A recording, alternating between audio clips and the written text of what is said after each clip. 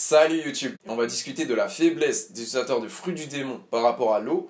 On va essayer de clarifier deux malentendus qu'il y a dans la communauté One Piece, qui sont premièrement, est-ce que le type d'eau a de l'importance, ok? Est-ce que si un utilisateur de fruits du démon est immergé dans de l'eau douce ou s'il est immergé dans de l'eau salée, est-ce que ça fait une différence, ok? Et deuxième question, est-ce que les utilisateurs de fruits du démon perdent leur pouvoir lorsqu'ils sont immergés dans l'eau ou est-ce qu'ils deviennent juste faibles? Okay. Et donc en fait, pour la première question, eau douce ou eau salée, il n'y a pas de différence.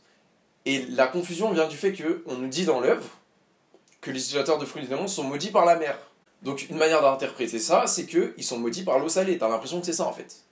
Et c'est mal dit. C'est pour ça qu'il y a cette confusion dans la communauté. Mais dans le SBS 41, on pose la question à Oda. Il nous dit que la mer ici représente n'importe quelle étendue d'eau. Okay, que ça soit une piscine, une baignoire ou l'océan. Ça n'a pas d'importance. La mer ici représente n'importe quelle étendue d'eau. Donc la confusion est compréhensible puisqu'on nous dit que c'est maudit par la mer.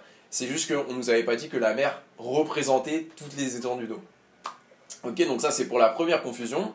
Et pour la deuxième confusion, qu'est-ce qui se passe réellement lorsque les utilisateurs de fruits du démon sont immergés dans l'eau? Est-ce qu'ils perdent leur pouvoir? Est-ce que leurs pouvoirs sont annulés? Ou alors est-ce qu'ils deviennent juste faibles? En fait, ils deviennent juste faibles. Mais là, encore une fois, la confusion, elle est compréhensible parce que à chaque fois qu'un utilisateur de fruits du démon tombe dans l'eau, on le voit ne plus bouger. Donc on peut se dire, ou plutôt, on le voit ne pas utiliser ses pouvoirs. Donc on peut se dire que ses pouvoirs sont bloqués, mais ses pouvoirs ne sont pas bloqués. C'est juste qu'il est trop faible pour les utiliser lui-même. L'exemple parfait de ça, c'est Luffy à Arlong Park. Luffy à Arlong Park, il est complètement immergé dans l'eau, ok, on le voit ne pas bouger, parce qu'il est trop faible pour bouger en fait. Mais lorsque le villageois du village de Nami, il arrive et il lui tire la tête jusqu'au rivage, eh ben on voit qu'en fait son élasticité, elle est toujours là. Donc son fruit du démon n'a pas été annulé. Donc voilà, j'espère que ça a pu vous aider. Je vous souhaite une bonne journée. Salut YouTube.